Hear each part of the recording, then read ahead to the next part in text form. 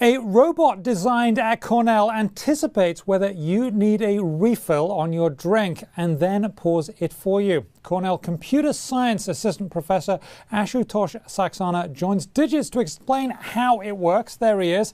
Thanks for being there, sir. Yes, hi, how are you? I'm very well. I have the beer here, and basically you're teaching a robot how to do this, which is very easy for me, and not just because I've had lots of practice. So, Professor Saxena, what compelled you to work on this? Was it the need for lots of beers to be poured for you? Actually, what happens is beer is a motivation of a particular example of what needs to be done. It turns out that robots are really bad at anticipating what humans are going to do in the short term. And when robots are trying to work with the humans in the vicinity, they are really bad in that they collide with the humans. They're not able to figure out what the human is going to do. So it's useful in many other purposes. So we were actually watching the robot go to the fridge, opening the fridge, maybe to get a beer. How do you teach a robot to learn how to open the fridge, get the beer, and give you a new beer at the right time? So what we do is the robot watches different people in the past. So we trained our robot by showing it 120 videos of people performing different activities, for example, having a meal, putting things in the fridge, trying to have coffee. And it watches people to figure out how do people behave in their environment and when they are doing different activities. So when it watches it. Now, Professor, we're now watching it spill the beer because somebody moved the cup away, which is almost like a sort of a childhood prank. But how do you get the robot to stop doing that?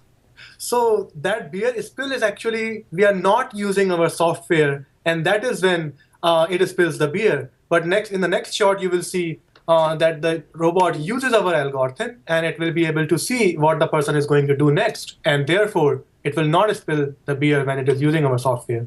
Now, I like this. I like the idea of a robot there to bring me a beer when I need one. What we really need, it would seem to me, is someone to say, now you've had enough, I'm not bringing you another one, even if you want one. Have you worked on that bit of it yet? I think that would require even more experience. In order to figure out that you don't need more beer, you need to really plan properly for good things. And currently, the robots are not good at that. So on a practical application, this anticipation could be used in the workplace, couldn't it? Not just a bar to serve people, right? Exactly. So wherever robots and people are working together, this technology of anticipation is extremely crucial for the robot to have. And examples are assembly line robots, robots in our houses trying to help, in medical homes or hospitals, and so on. Now, how far, you've been working on this, this is cutting edge technology and we love it. When can we expect to see this out in the workplace, sort of more commercially available? So I think our software is already online and people can download and start using it. I think you will see it getting used in practical robots. In 1 or 2 years, we are trying to commercialize this to take it forward and get it working on the robots that are already out there. Nice stuff. Nice stuff. Well, I will raise a glass to you, but I'm sure your robot isn't there to pour one for you. Anyway, we thank you very much, Professor Ashutosh Saxena from Cornell University. We appreciate your time, sir. Thank you. Bye. I'm Simon Constable, and that was Digits.